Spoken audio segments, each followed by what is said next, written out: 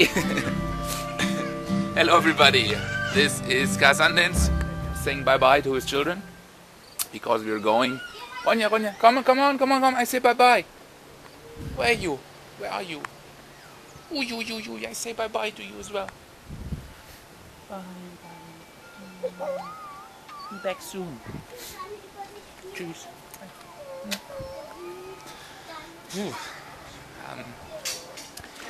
Today we are going to Aimee's place. I just did an interview with her, and yeah, come with us. You're invited. Check this out. See ya.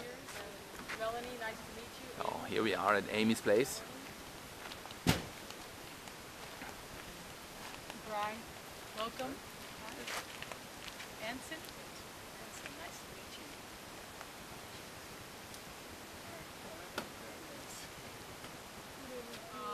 Well, I welcome you here today, and I have a lot to share, just a little bit about the journey and what brought me here.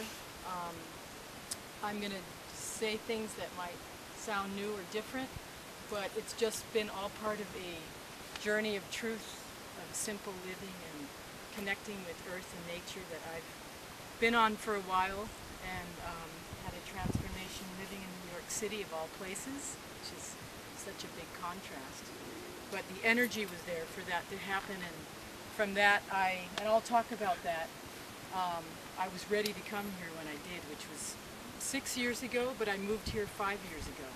So we're going to walk into the farm, and this is just a piece of land that I feel that I have the honor of co-creating with right now. Like, I don't really feel it's mine. We say that we own land, but I know and I feel that I don't own anything, that I'm just passing through. So what this really is has been an incredible honor to be here, and nature is just so gentle, you know, in her way of teaching lessons. You know, you do something wrong, you plant something, and it doesn't work out, and the plant just gracefully dies, you know, and that's your message. There's no blame, there's no judgment, there's no guilt, there's no shame. So I've come to a place, like, for me, that is really harmonious and nonviolent. The communication that's happening here, which is mostly in silence. I did come here alone, by the way, and I've lived here for 5 years by myself, and that was the intention. I didn't really come with intentional community ideas. I really wanted to take the lessons from the trees and the plants and nature and just be completely vulnerable and exposed here with the land. And, you know, most of the time I'm often natural, and so I get a lot more information that way through my feet and the wind and the sun and how it hits my back, and so I feel connected, and I feel that the plants want to tell us and teach us things. So it's been really an incredible journey, I have to say. It's been, yeah, beyond, I really didn't have expectations because I had just jumped in the fire, so to speak. And I think the main ingredient for me being here and being able to do this was I did not have fear. Fear wasn't part of this equation. I mean, a woman living alone on a farm anywhere, you know, whether it's Costa Rica or, you know, issues come up around that. So I would say that things are changing. I think the world is changing. Security, things have happened, and yeah, I'm sort of at a crossroads right now with the farm. I may open the space at this point, and that's because I'm feeling that I've garnered the lessons and things I came here to learn. So anyways, it's just an incredible journey that I'm not even sure what lies ahead. So we're going to walk down to a rancho, which is my home, like a thatched roof structure, and I'll show you that. No cars enter this farm, and I made a decision early on not to get one. Figured everyone else has one, so I don't want to, you know, have 2,000 pounds of metal, you know, and, you know, high energy. Sorry, I didn't mean to look. It's probably 3,000 pounds. 3,000. So I want to have a light footprint, and I figure I'd rather support a local or someone else with the car, give them gas money, you know, and I've been working on a communal transport system here so that not all of us have to purchase cars. So all of that's been liberation for me, and I'll show you more because I'm really living without a lot of the modern conveniences that you might think are necessities. But it's been liberation for me not to have them, and I'll tell you what and show you what those are. So I'll tell you. You'll see what's not here, but so as far as coming in, you know, you're very welcome Just be aware of these steps. They're drying out now, but you know, take your time. The idea of coming down here is about 30 steps or so.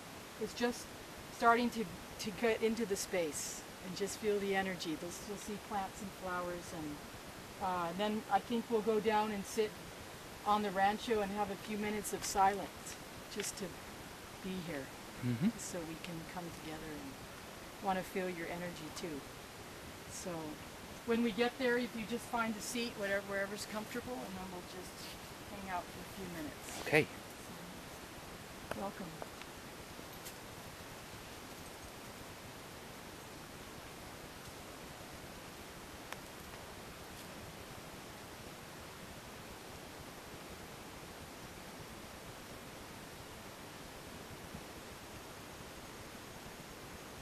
There's a row of ants here coming across. They're small. What you see here is just, you know, you've got fruit along the wall here. I'm really careful about, you know, what's here. I turn it, I check it, you know, even the position of it. You know, all the oranges are the heads up. You know, this is how it was on the tree. I don't have my oranges like that. They're like that. So I'm super aware of food because I don't have a fridge. These are survival skills. How much food, natural food, can you maintain over a week's time with no fridge? Meaning you're so aware of how it's doing. You've got to eat the most ripest fruit. You can't eat a less ripe fruit when there was a riper one. You're going to lose food. So I'm super on it. I know what I need and what I can eat in a week, and I'm basically not losing any food. I spend a fraction of what most people spend on food a week. You know, at the time to get the crackers. So here's just things like, these are these anonas, these beady bas. Yeah, they're good. We just had one the other We night. just had one. These aren't, okay, the rains really knocked out this crop. It's not actually doing very well. And this, if you want to eat something, here's food right here. This floor, you know.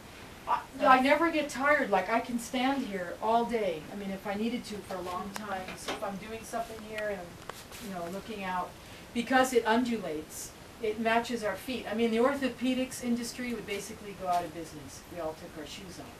But taking shoes off on cement surfaces that we use in cities and gravel, it doesn't work. You know, but on Earth, you know, you're not going to get the same foot problems that so many people have. You know, with the hard surfaces. So I love this. This is the best floor I've ever had, and I wouldn't have it any other way. You know. So I hope you know, I don't know what sensations you're feeling, but, you know, I love it. very I love warm. it. Yeah. It feels warm like natural sensations. It's comforting, isn't it? Very. No matter how, and muddy boots, bring them in. It's the same thing. Yeah. You know, this floor never gets dirty. Just sweep it. Yeah, it's like the cleanest floor I've ever had. And if food or water spills, you just do this. No big deal. You know, we've changed, like we're so, and then we tell children, you know, oh, don't get dirty, you know, wash your feet. They don't even want, they're afraid of earth. And now they're telling children, or parents, you better get them a little dirty.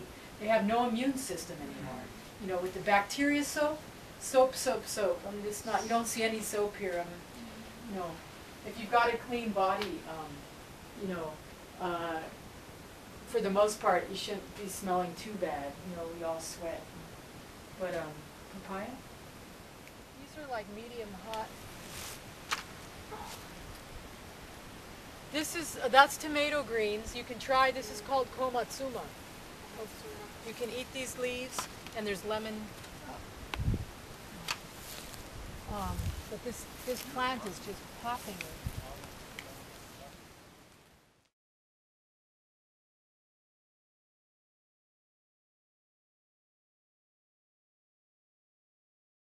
And that's the construction type was basically invented to be low cost, which it is.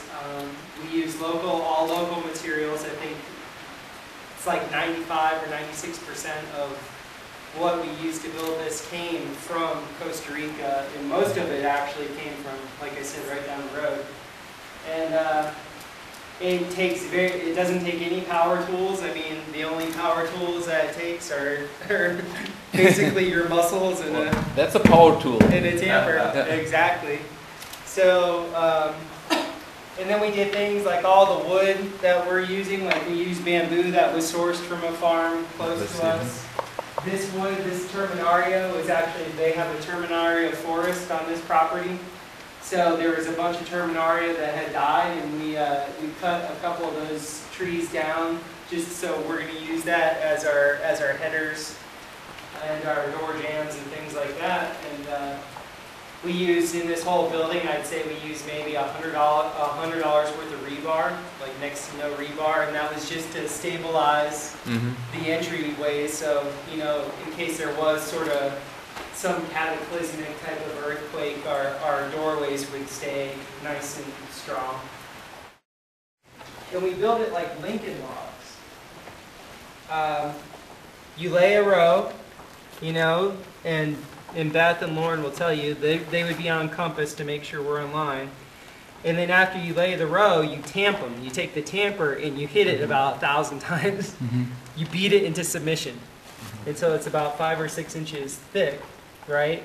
To where it's solid, where you feel no wavering in it at all. And then you put your next row over it. And it's just like Lincoln logs. You put one row, then the next row, and then you butt the next one up, and then you lay the next one like this, and butt the next one. But this angle is exactly how in nature you'll see ants, you'll see bees, you'll see wasps, you'll see all their domes have a very similar look to them. And it's you know, like if you took a thing of sand and you poured it, that sand creates this nice conical look to it. You look at that angle, and that angle is known as the angle of repose.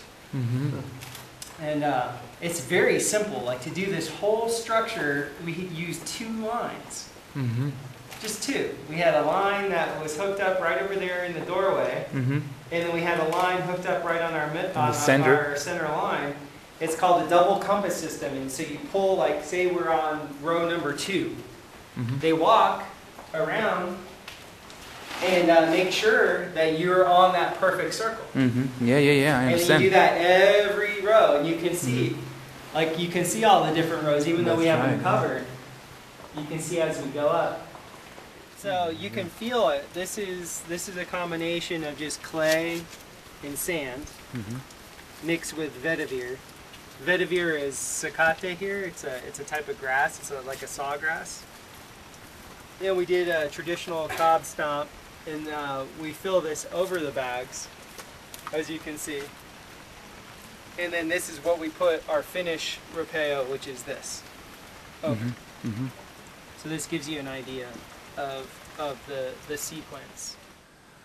What an exciting day today. After doing some yoga in the morning, we just left pretty early to Aimee's, which was again such an inspiration. If you have seen the last TV show or the last interview I did with her, that was just even much more interesting and exciting today. And also learning about alternative building, earthquake building. Wow, it was also very, very inspirational. And right now we are looking forward to have a little fire here and making some music, a little raw food light worker party here. We have invited some other people from the community here, and that's gonna be great. So this was the day for today. Lots of impressions, and I want to end here. We'll be back tomorrow with day 5. We're gonna have a long hike with astonishing pictures tomorrow from the Diamante waterfall. We're gonna hike up the whole waterfall. It's going deep down. You're gonna see that tomorrow. And with that, I want to end, say bye-bye together with my little son Joa here. See you back tomorrow. This was Joa and Sundance. Bye-bye.